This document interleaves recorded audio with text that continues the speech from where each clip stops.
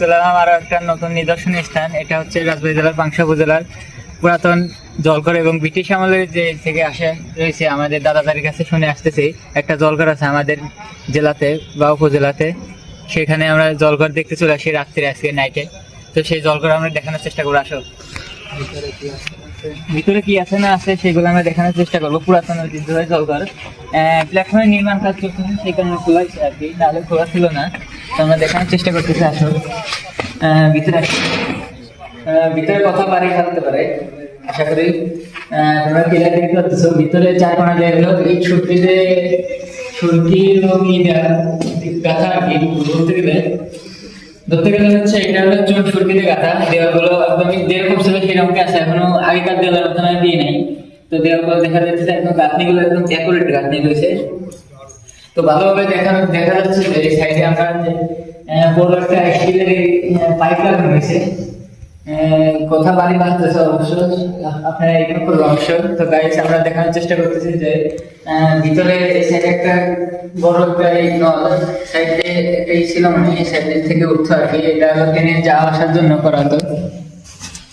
তো এই ঐতিহ্যবাহী জলঘরের ভিতরে আমরা অবশ্যই দেখানোর চেষ্টা করতেছি যে এই জায়গা থেকে আজকাল মানে ব্রিটিশ আমল ছিল, ব্রিটিশ আমল।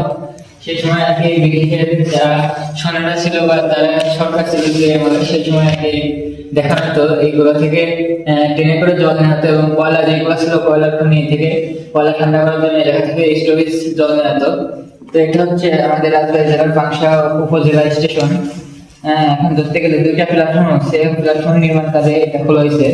এবং উপরে দেখা যাচ্ছে একদম অনেক উঁচা, প্রায় 3 তলা বিল্ডিং সমান।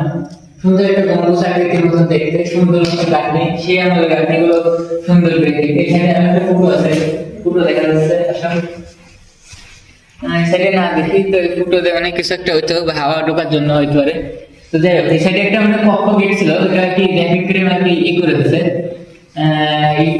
এটা এখনকার ইটবালি সিমেন্টে করেছে, দেখে বোঝা যাচ্ছে।